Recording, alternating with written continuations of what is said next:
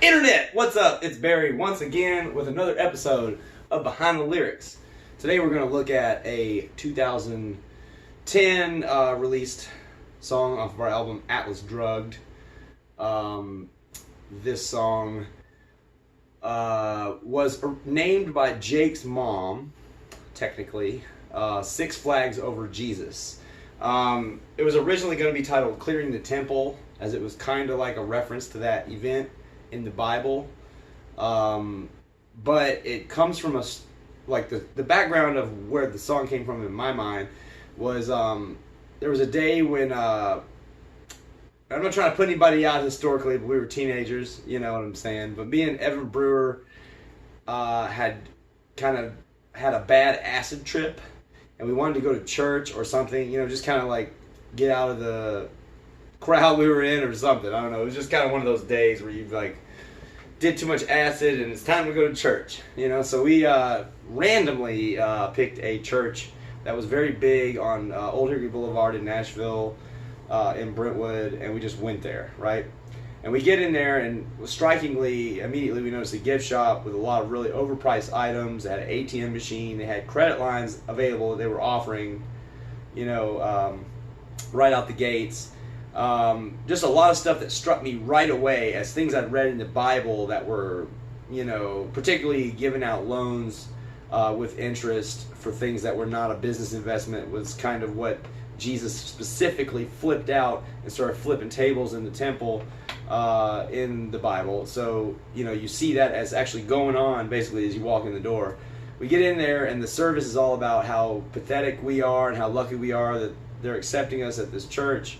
And then the youth pastor in the like sort of Sunday school portion or whatever was just basically talking about how pathetic we all are and how lucky we are that God's grace is accepting us. And he was kind of using a lot of like suggestion techniques that really emphasized him as a great leader in a way that I found all of these things to be like specifically contradictory to everything that the Bible was about, in my opinion. I mean, I'm not trying to trash anybody's church or religion, but that was just the way what the event was speaking to me. Is almost like I was witnessing whatever the evil that was going on in the temple and the clearing the temple story from the Bible, like unfolding right before my eyes.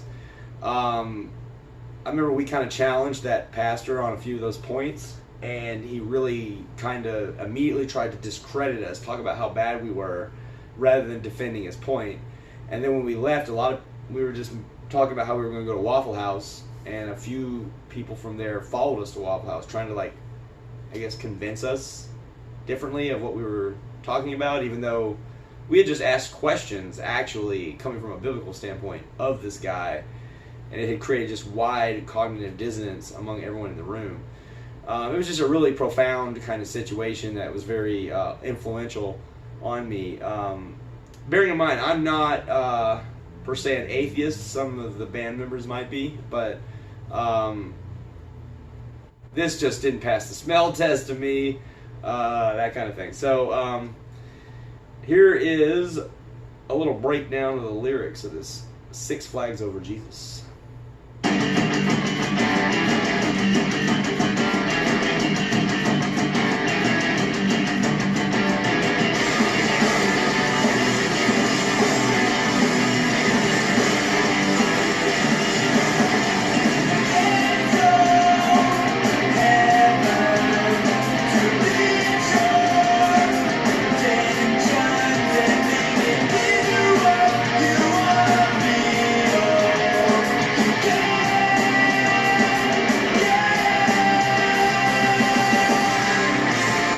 You can't sculpt heaven to make it bend to what you want to feel. You can't. You can't.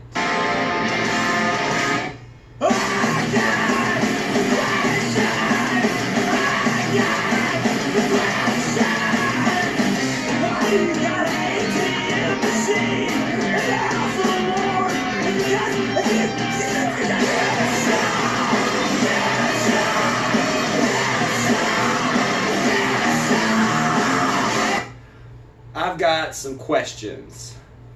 Why you got an ATM machine in the house of the Lord? Is it because you've got a gift shop? Now we're back in the chorus. Can't sculpt heaven to fit your intentions, etc.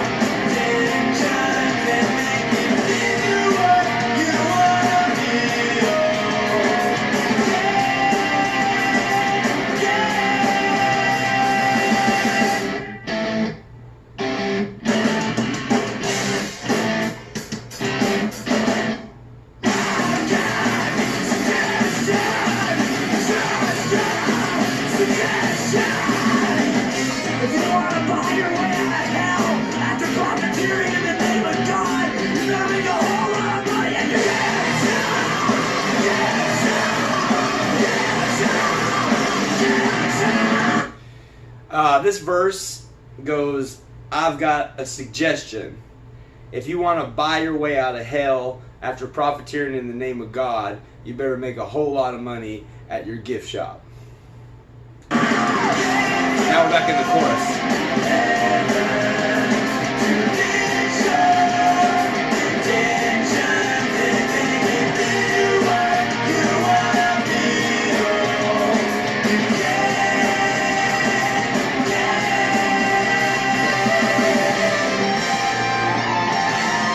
Chris's solo. This is right when we made Chris switch from bass to guitar. He's pretty good already in a short amount of time.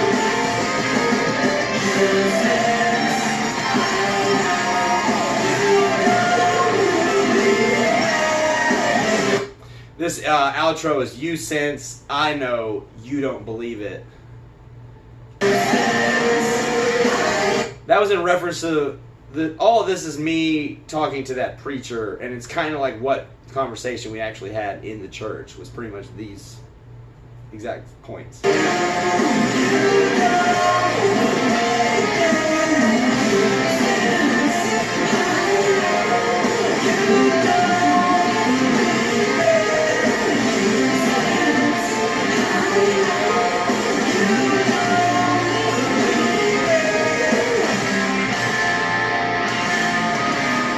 So yeah, that's that one.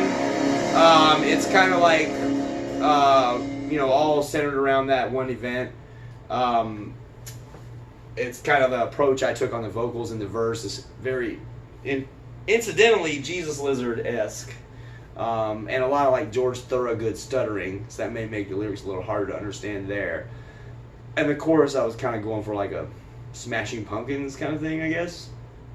But yeah, that's the also the song is in a time signature where it's like really a pretty complex time signature, but it sounds a little bit like it, similar to 3/4 and 4/4 at points. So it's a little groovier probably than some of the really wild time signature stuff. It's like, I think it subtracts like a 64th beat or something from one of those patterns.